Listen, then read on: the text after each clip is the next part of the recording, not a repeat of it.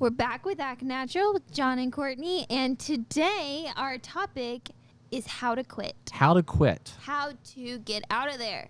What does that mean? Well, it means how the process that you would take, the road that you would walk down if you want to leave your traditional job and start a side hustle. So how to quit your 9-to-5 job. How to quit your 9-to-5 job. Should people be quitting their 9-to-5 job? Not necessarily. But we're going to talk about that.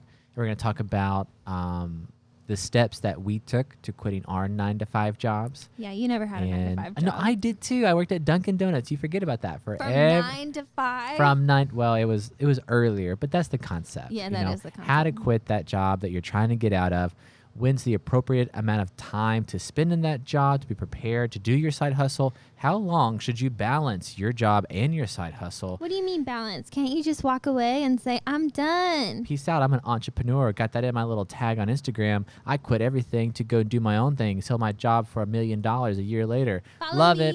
So that's what we want to do. We want to combat that kind of fake lifestyle of what it really means to be an entrepreneur, and break down the steps that it takes to quit your 9-to-5. As we say inside of our opener all the time, when's it time to quit your 9-to-5? When is it time? Let's get into it. Okay, so first point on how to quit is what? Okay, so if you are wanting to quit, the first thing that you have to do is mentally give yourself permission to want something else or to want more. I think it's a balance between this being content and being complacent. Okay. Right? I think being content with your life is great. You should have that throughout this whole journey of working a side job, of trying to get like more money to save up, to invest in a larger idea. You can be content in all of that, but there's a difference between being content and complacent. Complacent is being unhappy with where you're at and not being motivated to move beyond that. Right? I'm gonna go to my 9-to-5. I'm going to come home, I'm going to sit, I'm going to watch Netflix, and then I'm going to get on Facebook a little bit later. I'm going to look at all these lives that I wish that I had. I'm going to be unhappy with where I'm at, but I'm not going to do anything about it. That's being complacent, right? Or believing like you just can't have that. Yeah. And so why work for it? It's not in the cards for me to have that. I can't do that. I already have a job. I already went to school for this. I've already got my thing going, and that's just a dream. Yeah, and a lot of students get caught up in this too. Like they're saying, oh, I went to school for this. I mean, this is an example of you, Court. I mean, you graduated college without any debt. That's pretty impressive. Yeah. That's really impressive, actually. But then you had your degree. You were inside of student teaching. You knew pretty quickly, but you committed to your degree, and you got your job, and then you realized, hey, maybe this is not for me. And I want to focus on that. I want to focus on you and you having that traditional job of being a school teacher. Is a very traditional job, realizing that you wanted more. What was your journey inside of saying, hey, I want more? Is this okay that I want more? It's a challenge to say the word more. When people say I want more, they often think what I have is not enough. And that's not necessarily the case with me. What I had was enough. It was plenty. It was too much at times. But what I really wanted was just something different. Yeah. And that's okay to want something different, even if you've gone to school for something or you've worked for years on a degree. Yeah. So for teaching, for me, I always wanted to be a teacher whenever I was a kid. I had a lot of really good teachers that really poured into me and just made me feel very seen and very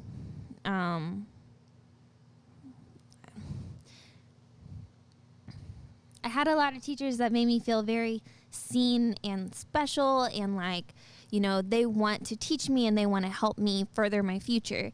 And I wanted to help out kids in the same way. Especially this one theater teacher I had, Madam Robbins, in 9th grade, 10th grade, and a lot of times you can take her 11th grade, 12th grade. She'll teach you, theater 1, 2, 3, and then French 1, 2, 3, and all that stuff. But she was just incredible. And every time that you walked into her classroom, there's music playing, there's show tunes playing, there's a challenge for the day, which is like name a composer or the song or the main vocalist or whatever really of the song playing. Yeah. And you walk in and it's just this safe place. And there's a ton of people in that school. And it didn't matter what was going on. You're in third period theater, and this is like a new opportunity. This is a safe space. And you wanted to provide that for really, I really wanted to provide that. I found myself going into teaching, wanting to be there more for the atmosphere and the, I guess, social work aspect of it over the...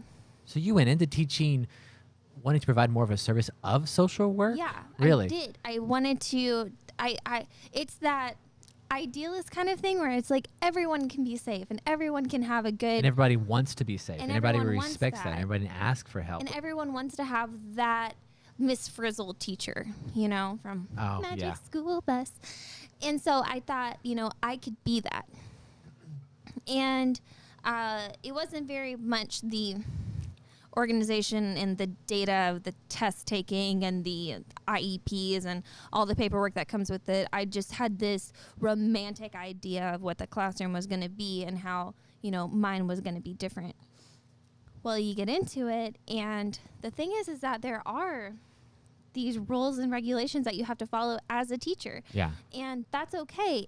It's a lot, and you're constantly around teachers who were there before you who are saying, oh, one more thing they put on us. And the thing is that's coming from the tippy top. I mean, you could say it's coming from the principal. Principal is just doing her job or his job. They're having to answer to someone else. So because the environment was not what you expected, because the culture around teaching and the complaining that was there, and then the response of the kids, you didn't want to be in that environment anymore. Is that what gave enough pressure and dissatisfaction inside of the job to say, I want more? And did you struggle with that, saying that I want more? What gave you the right in your own mind to say, I've gotten my degree, I have graduated without any debt, which is amazing. I've committed to these people. Now there's people dependent on me. The principal's dependent, the teachers are dependent on me, because I feel like a lot of people in their job, they're part of these teams that depend on them, and they might not like the atmosphere that is, but those people inside of that job hold them to that job because I can't let anyone down, right? Well, what in your mind switched to saying, I deserve more, I want more, I'm going to go get more? Yeah, I mean, that definitely plays into it. Like I'm saying, everyone just has someone that they have to answer to, and sometimes that clouds what we're trying to do. It clouds the classroom environment. It clouds getting the material across. School is for learning. Right. School is for education. And yeah, I was drawn into it for more of the sentimental reasons and the more of the that feeling of like wanting to be that safe, Robin's nest that I had in high school. But whenever you get down in the trenches of it, you have so many like deadlines in front of you, and you have so many obligations, so many class changes. I mean, at one point we were having 10 periods a day, and all of these kids are balancing so many things, and you've got 50 minutes to teach your lesson, and you have to cover this many standards and have this many objectives. And I was struggling. Yeah. I was really struggling. There were some days I absolutely loved my job. There were some days where I was like knee deep in a novel, and I love novel projects so much, novel units, because we could get into this whole other world and the kids could just escape for a minute, and you cover so many standards. I mean, if you are an English teacher out there and you want to go through just like a chunk of standards, I mean, you take on a novel, and you could do novels the whole year round and cover different things. So it was always really fun doing those, and I love that a lot. Ironically, I found myself much more interested in the actual material, the grammar, the writing, the novel side, than I found myself interested in the social work side. I didn't go to school for social work. I just wanted to make a difference in kids' lives, and I know that the social work aspect is part of every teacher's responsibility. But whenever I got into it, there's just so many problems every direction that you look, and everyone is strapped and everyone's cup is empty. Everywhere you look, everyone's cup is empty. All the teachers, everyone is just spent, and it's hard to push on, and it's hard to feel fulfilled in that. And I really struggled with it being enough for me. I wanted to be a great teacher, but I just wasn't. I wasn't as good as I wanted to be. Courtney, just let me say, like, it was difficult watching all of these things happen. At that time, like we were doing weddings, we were doing a lot of things, and we would have a lot of conversations about this. And you've always had a very big heart. I think people know that. And then watching you want to make a difference, but having kids that were not receptive to like wanting that in their lives, right? There's a lot of disrespect that came that. Kids are kids. But then also wanting to do something and then having a lot of red tape in the way. Wanting to do more, but then always being on empty. And, teachers have big hearts. Like if you're going to be a teacher, you have to have a very big heart. And it's very hard. Like my mother has a servant's heart. Mm-hmm. Teachers they have servants' hearts. And oftentimes with people who are built that way, they give and they give and they give and they're not replenished, right? And I saw that in you like almost every single day. And there'd be highs and be like, oh man, I felt like a kid grasped a concept more than a concept. I feel like I made a difference. Like these kids are starting to care. But it was a difficult thing. I didn't know how to approach it with you. I didn't know what to say because it was like, I feel like the situation that you're in is not healthy. I feel like you're not able to do what you want to do. If you owned your own school and wrote all the own policy, I feel like right now, I don't want to get into that, but I do feel like there could have been, you would have felt more fulfilled. And having a fulfilled life is a life that has so much happiness, and wanting to make a difference and not being able to make that difference because of regulation or because of the atmosphere or whatever reason is a very hard thing. And I have felt that in my own life, not inside of the same context that you did, but especially in wanting to convey a message about making a difference in Nepal and wanting to do that and just not knowing how to make that difference, right? Yeah. And I want to hear more about it, but I relate because being in Nepal, having that experience, coming back to the States, not knowing how to communicate it, like desperately trying to make a difference in these kids' lives all the way around the world. And what do I do? Mm-hmm. Like there's a lack of empathy. There's a lack of communication on my part. And I didn't know. And I lived a very dissatisfied life because this is my purpose. I want to provide this safe space. I want to be able to provide access to education, but I couldn't. And that was hard, seeing you in this teaching position, going away for large parts of the day, coming back, having lots of homework and curriculum that you're having to design, struggling with that, and then struggling with the greater good of, why am I not getting through? I didn't like not being good at something too. And I feel like I'm a very formulaic millennial in this sense. I knew it was a lot of work, and I feel like I took it head on. You did. I was up hours. I worked really hard, but I just didn't feel like I was enough. I didn't feel like I was doing enough, and like it's so hard. Like I want all the kids to learn. I want all the kids to know, and they were just not meeting the mark. Some of them, some of those kids were so ahead of the game before I got there, and I was just hoping I didn't hold them back, Wow.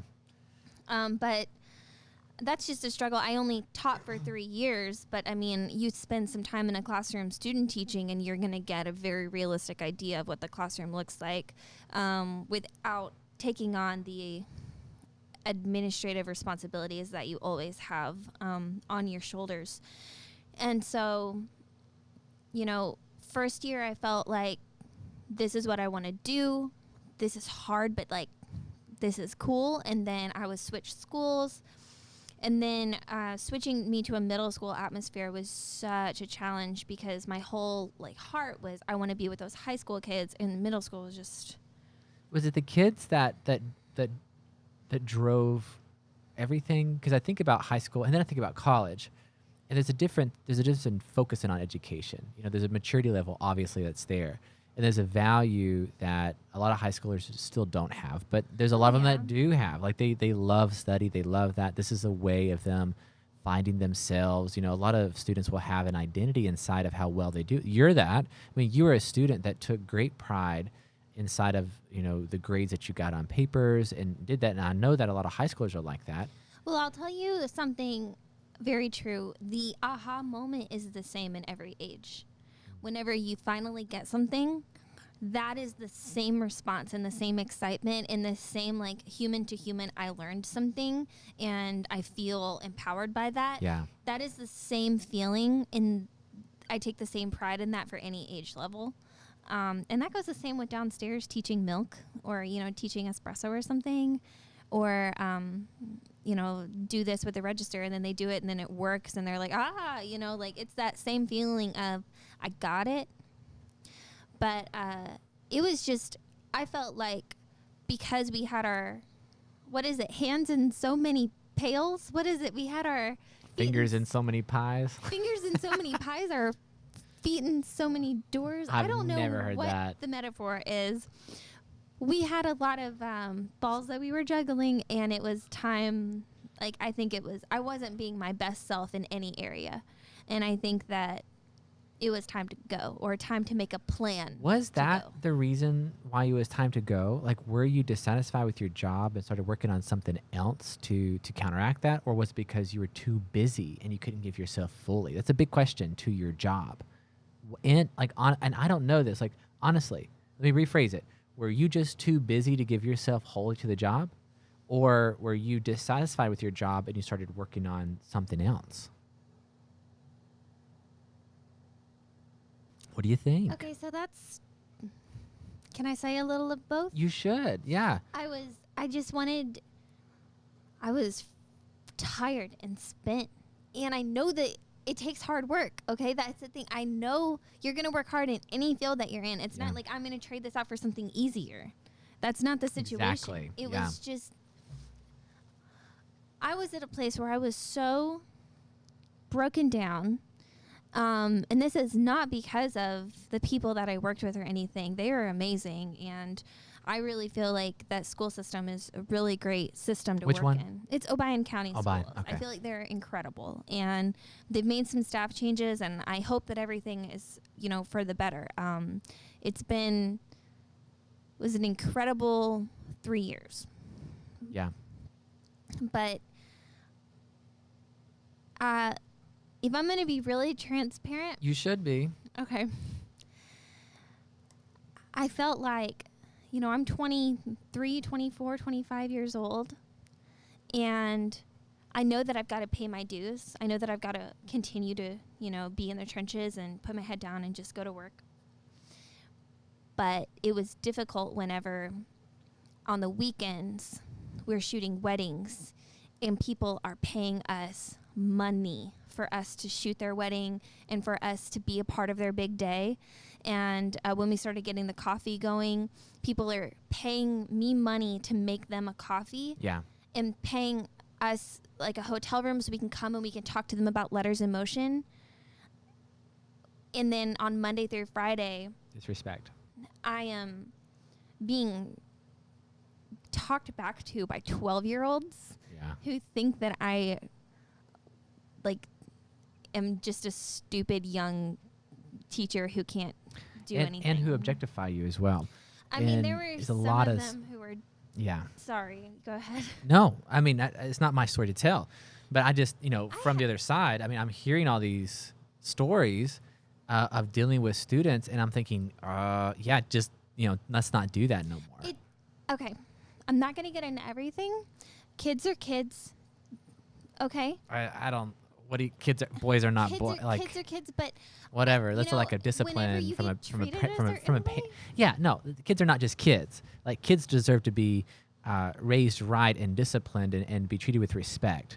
Like, I will never say Henry's just a boy. Boys are boys. No, and we will never do that. No, he will sit still. He will be quiet. He will treat people with respect. He will not be loud during stores. No, I don't agree with that. I don't like that. Maybe I didn't have the spine for it.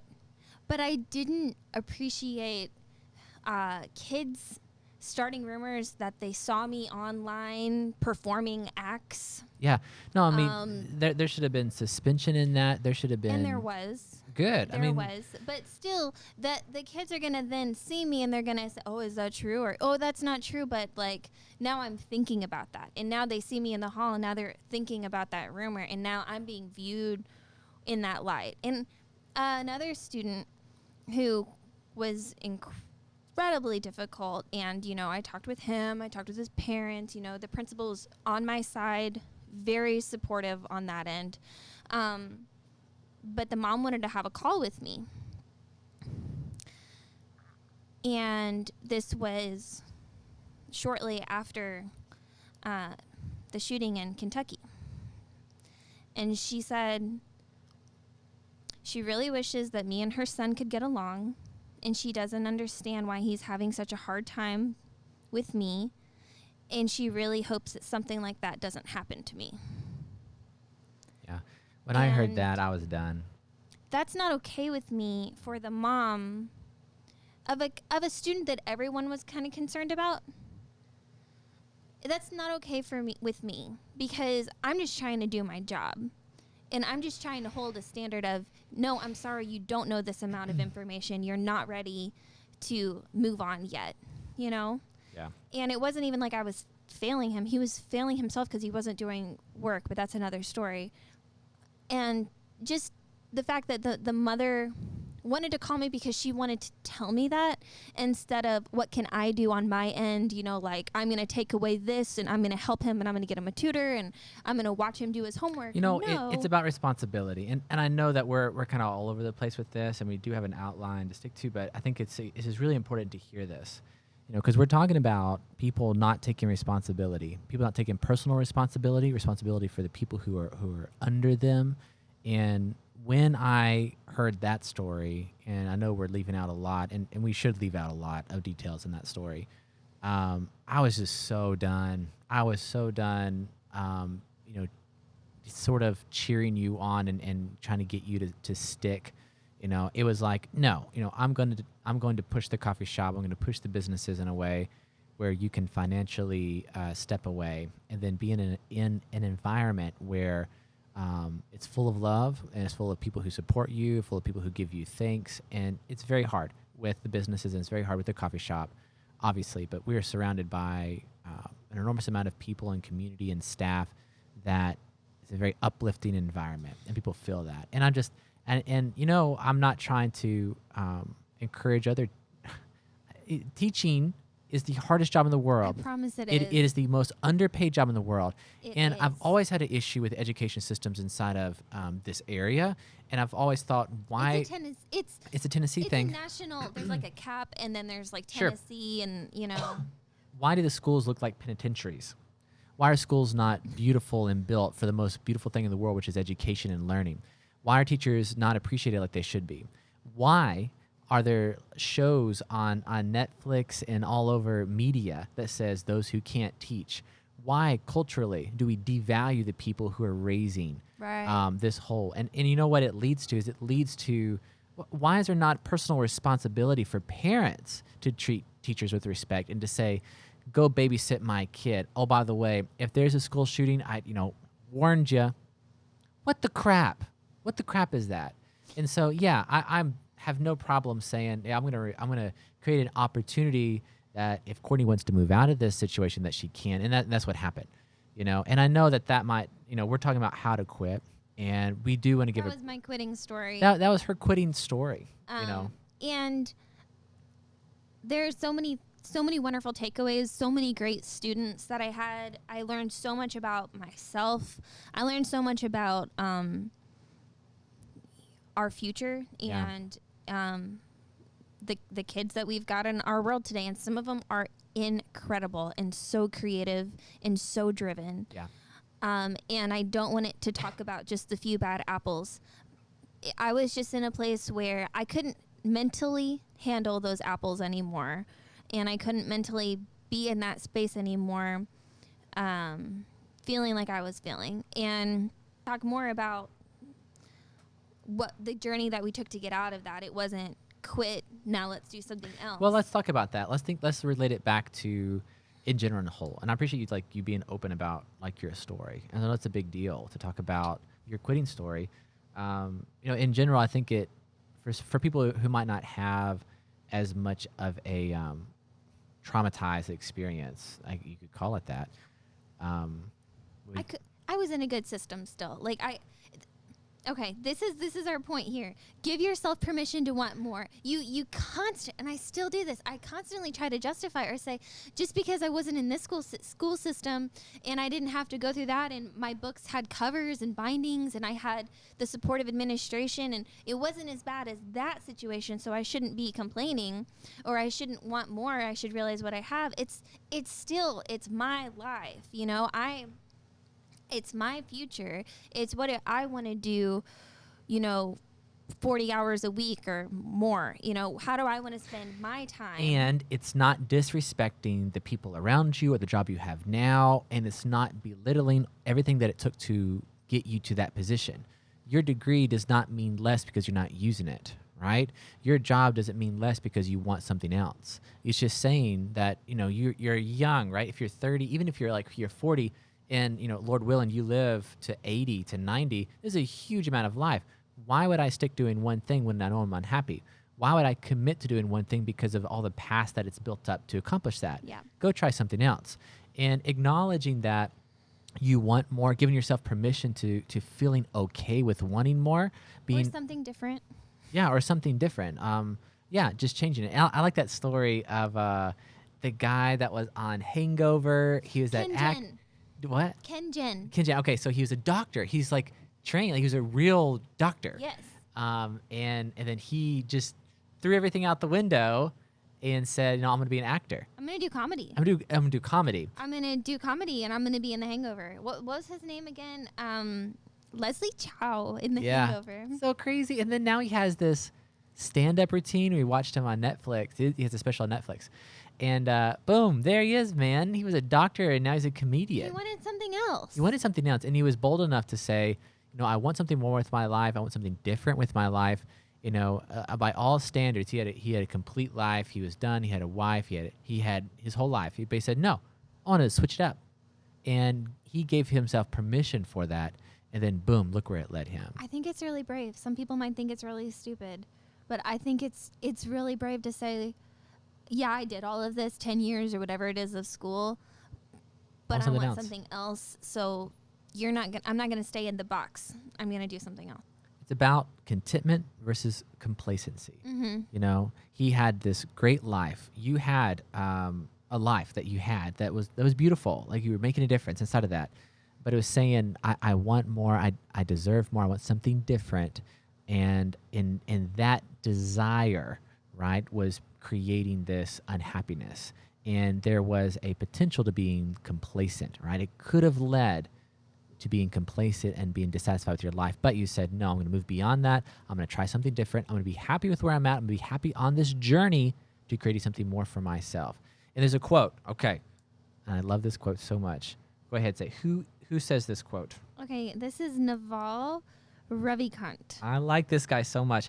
He says, desire is a contract that you make with yourself to be unhappy until you get what you want. What do you think about that? Wow.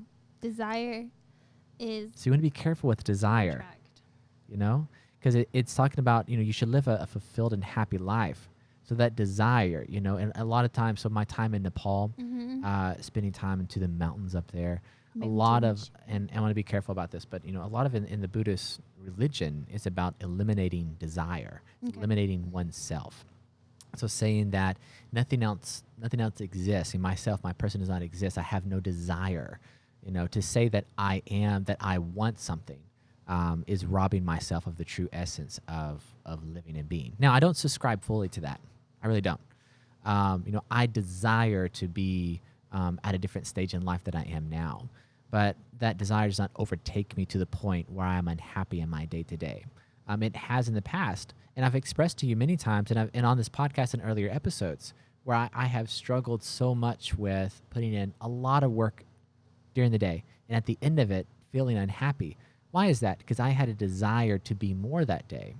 in balancing this life of, when can I quit? I've already acknowledged that I want more, that I'm content where I'm at, but I don't want to become complacent. I desire more things in my life, but that desire does not overtake me to become unhappy inside of this journey of moving forward. Yeah, it's a hard thing to balance. Yeah. And I fail at that daily. But if I can continue to remind myself that I'm on this journey, I'm taking a step forward every day. It might not be a great leap like I want to, but I'm on this road. That helps me. This podcast, this doing this helps to progress forward. Is it where I want it to be? No. Is my business where I want it to be? No. Is my marriage and my family, are we living in the house that I want?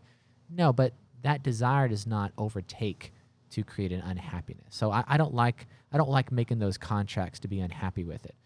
That being said, I want to move on to the next point. That being said, being uncomfortable, creating that uncomfortableness does not always have to be attached to unhappiness, right? Yeah. I might be unhappy with where I'm at, and that will motivate me. But your motives have to be based inside of something that's more wholesome, something that's more self-fulfilling. Does that make sense? It's hard to be in a situation that you're not happy with and say that motivates me out of pain. But it really has to be motivated out of wanting to better your life. And being satisfied with where you're at doesn't mean you have to stay there. Being satisfied with where you're at does not mean you have to stay there. Even if, and I'm sure that, what's his name again? I always forget his name. Naval? No, not Laval. Leslie Chow. Kinjin. Yeah, I'm sure that he was, God, he had money. He had, I'm sure, a beautiful wife. He had a great house, a great life. You can be happy with that, but still not letting that happiness become a comfort, right? And then moving beyond that. I try to practice that. Why do you do so much? Why do you have all these things? Well, I'm happy with what I have. I'm happy with you, Court. I'm happy with my son. I'm happy with my businesses. He was so cute last night. He was, but I want to move forward and accomplish more. The second big point is what? Okay, so it the second big point on what we're talking about in trying in knowing how to quit is what? Well, it tails. What is that called when it Dovetail. ties? It dovetails right into what we were talking about. You're really bad at these metaphors, right? Metaphors in these little. It started Idioms? whenever I was pregnant. My words just vanished. I was like, and they're like milk, and I was like, yep. Oh gosh. Perseverance is what we're talking about, Court. I'm sorry. We're talking about perseverance. It dovetails right into what we were talking about giving yourself permission and wanting something different or wanting something more. You've got to work for it. You are not, just because I'm not happy with teaching doesn't mean I deserve anything else. You have to work for the other thing that you want. It's not just like, okay. Like you automatically deserve to quit, is that what you're saying? Right. Yeah. No, you have a responsibility. Yeah. And you need to complete that, first of all, and you need to complete it to the same standard as whenever you got the job. Yeah. Don't let your energy level go down and your performance level go down because you're unhappy with where you're at. Right. But at the same time, persevere and... Yeah, okay. And put in the hours. I like this. So if you're going to be an entrepreneur, quote unquote, I really hate that word. Entrepreneur. I don't like that. Entrepreneur. Put that in your little tagline there on Instagram. You're not going to, quit your day job to do that. You're going to take on 2 more day jobs. And then you're going to work late into the night. And you're going to cut out all the extracurricular activities that you have and focus on developing a skill for yourself to then become self-sustained inside of your own business. Yeah, so we said, sorry, can't hang out, friends. Sorry, can't do that right now. Sorry, family, got to cut it short. All these different things. And we went and, edited a film late into the night. And I taught, at 7 the next morning. So practically, you're 9 to 5 that you have, right? And then from 5 till 12, 2 a.m., you work on your idea. And if you can pick up say you work like a teacher job, and then you're able to work another side job, and then you work on an idea, and then you live on $15,000 to $20,000 a year. You cut everything out of your life. You save that for 5 years. Save money for 5 years. Developing your skill, developing what you want, and then taking that shot. That's what it takes. So no one ever created their own side hustle and side job that overtook what they were doing in their main job less than a year. This doesn't happen. Like the whole mindset behind quitting your job needs to be, how do I double down on my job right now? Yeah. How do I take on another job? How do I then maintain that, cut my expenses, save up money, and then say, okay, I've got 20,000 saved or whatever it is. I've doubled my workload, and then now I'm going to take a leap. And only when your job can sustain. So you taught for 3 years. We started the coffee shop in the middle of all of that. The coffee shop was able to generate enough for your teacher's salary, profitability to move over. And that is when you left. You do not say, I'm unhappy, I'm going to leave.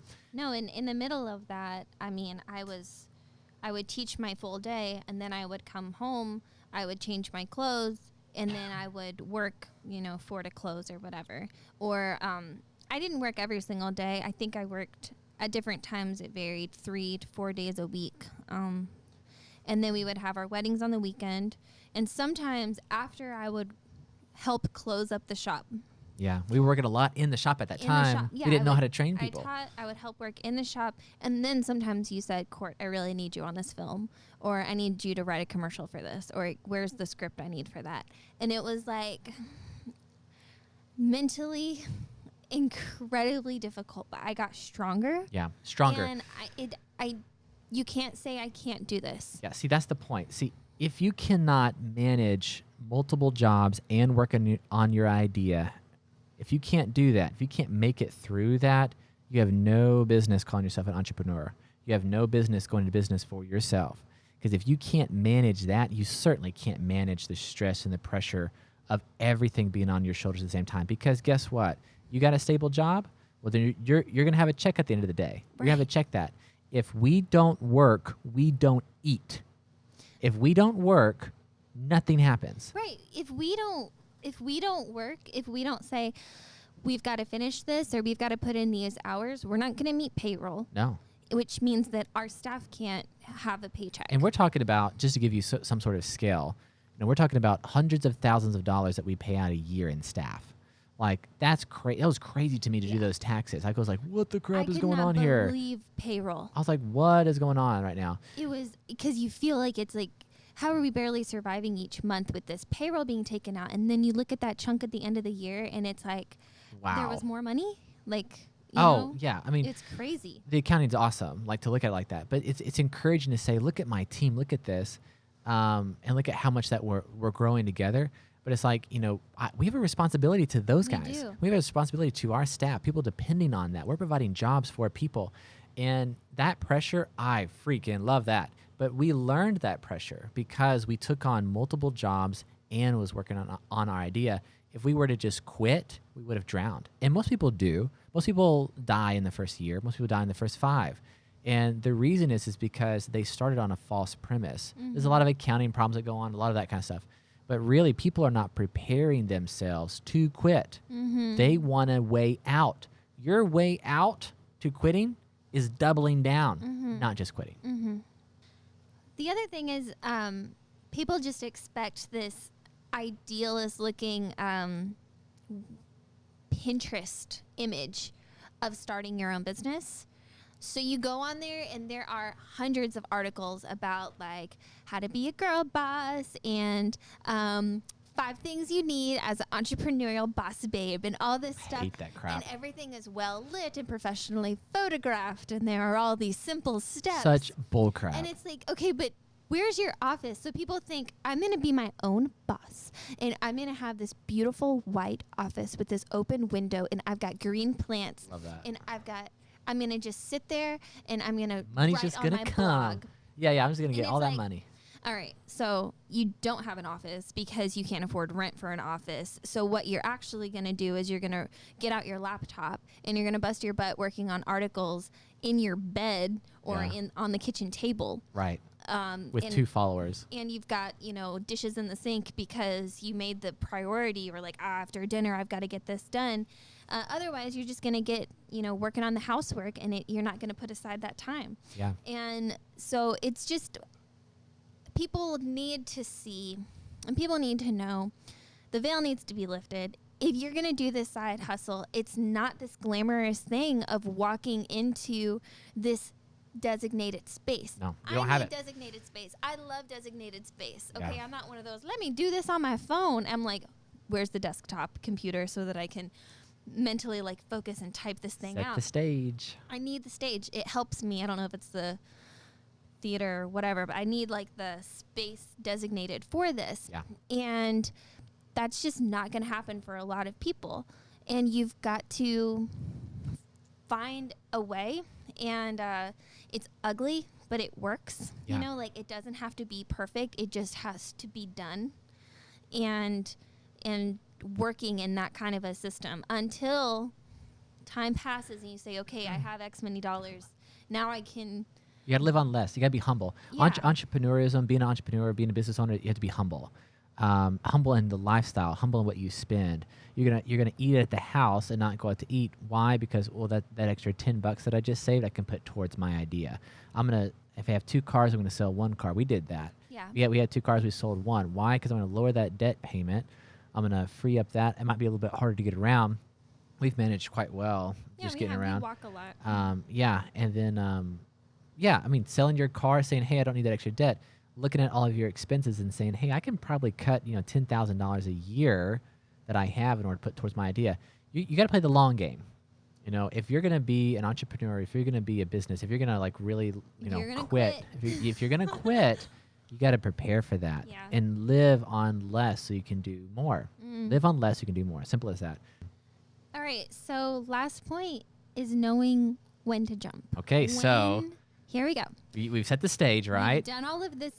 We have, let's go from the top. What we have done is we have said, I know who I am. I know that I want more. I know that I want to move forward in my life, right? I've respected what I have, and I've paid my dues. I have persevered. In the trenches. I've been in the trenches. I've worked until 3. I've worked until 3, and I've done that for 2 years. I've done that for a long time. I've lived on less, and I've saved up all my money.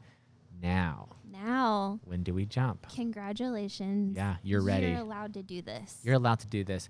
You've put in the work. You've proven to yourself only, because all that matters is proving it to yourself, not the people around you, because they're going to say you're crazy no matter what you do. They're not going to support what. Why do you feel like you've got to do this? I just need to listen to me. When you jump, you're going to have a lot of voices in your head saying, are you sure you should do this?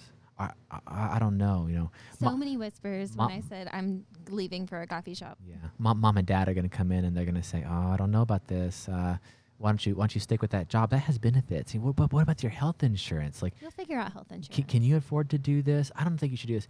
All of those people, all your peers, all those people are being negative, kind of giving you that. You know what they're really doing? They're wishing they were in your position. They're going to be those little voices of doubt. You're about to have a life that they only wish that they could have, they could dream of.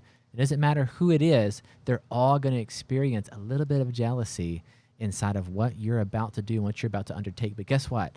All that matters is you being confident in yourself. You've paid your dues. Stand on that, and let's jump, right? So what does that really look like?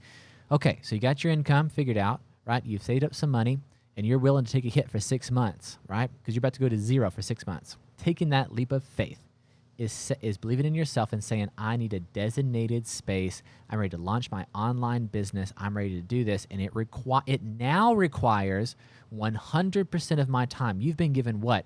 50% of your time, because your other 50% of your time is given to all your other jobs. So here we are.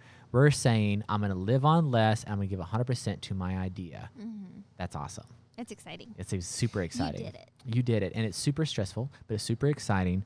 And you're going to go on that journey, and you're going to jump. And you're going to make your own hours, and you're going to stick to a schedule. You're going to make this thing happen. Woo! Because you deserve it, because you've earned it. You've earned it. And this is a big deal. So our, jumping moment for me was when I left Dunkin' Donuts and pursued photography full time. Yeah, you did. And it's you were when making a living from your own camera. Yeah. And it's when you left teaching. Yeah. And you came and you did a lot more than just a coffee shop. You were doing Fernway, Fox Weddings, Good Morning Martin, Martin Coffee House, and all the other ideas that we had and worked on. It's more like John Incorporated. There's a lot of things that we got going on, a lot of different things. It's like John Incorporated. I don't know how to, like a big umbrella that has a bunch of stuff. You create and you idea all of these things, and then our team helps it happen. Yeah. And then I'm like, John management. John, you manage me. I manage you. I don't disagree with that. You make the other things happen, but I make you happen. Hey, 100%. I'm your engine. You're the fuel to my engine. Absolutely. We're so stupid. Weird to say that. You're the fuel. Don't start singing. No. engine. Hey, I 100% agree with that. Without you, I would just burn out. Yeah. You are what holds the engine together. Let's stop with this. This is gross. Hey, this has been great. You'll know when to jump when you're ready, because you've already proven to yourself everything, and you'll be so full of pride, and you'll be bold enough to do it. And the work that you have to do will start to take over, and you won't have time for anything. You need to take over, and you'll have to jump because you ran out of room. Yeah. In our current situation, everything that we have started has started to take over on a whole nother level. With Fernway, it's growing very hard. I mean, and then Martin Coffee House, and then everything right now, it's like all the companies that we've started are like needing to jump again at the same time. And we can talk about that some other time when what you have created has completely taken over your life, and you now have to, grow. We talked about that in our last podcast on knowing when to grow. What about creating something that has grown so fast that you don't know how to rein it in?